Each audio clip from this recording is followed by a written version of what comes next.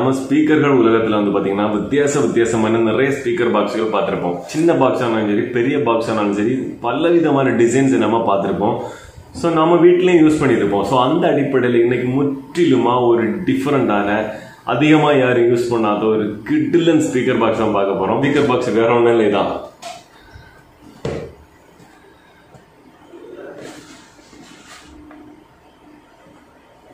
நண்பர்களே, இந்த speaker box என்னன்னு பார்த்தீங்கன்னா, நம்ம வீடுகள் எல்லாம் தண்ணி பிடிச்சி வைக்கிறதுக்காக பயன்படுத்துவோம் பார்த்தீங்களா. ஸோ அந்த பிளாஸ்டிக் குடம் தான்.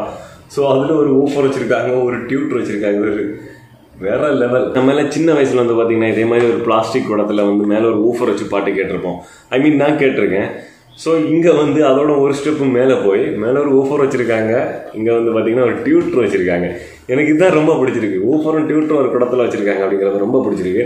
ஆக்சுவலி இது நான் பண்ணல, ஒரு வீட்டில் இந்த செட்டப்பை பண்ணி வச்சு பாட்டு கேட்டுட்டு இருந்தாங்க. எனக்கு இதை பார்த்த உடனே பிடிச்சிது.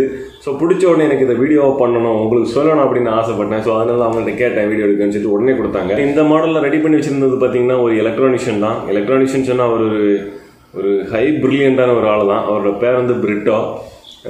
ஸோ அவரோட வீட்டில் தான் அவர் இந்த மாதிரி ரெடி பண்ணி வச்சுருந்தாரு. பட் நான் ஃபஸ்ட்டு நினச்சேன் இதை கேட்குறதுக்கு எதாவது நார்மலாக இருக்கும் அப்படின்னு நினச்சேன். பட் அப்படி இல்லை, பர்ஃபார்மன்ஸ் செம்மையாக இருக்குது.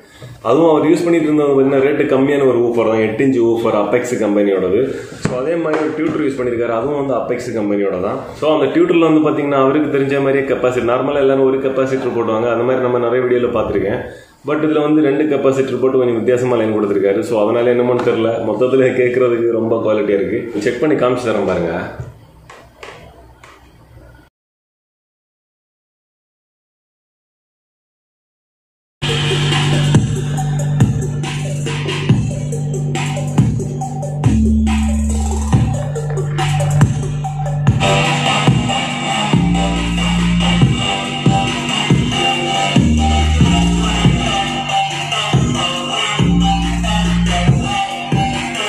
இப்போ நண்பர்களே, இதோட சவுண்டு குவாலிட்டி நீங்கள் கேட்டிருப்பீங்க.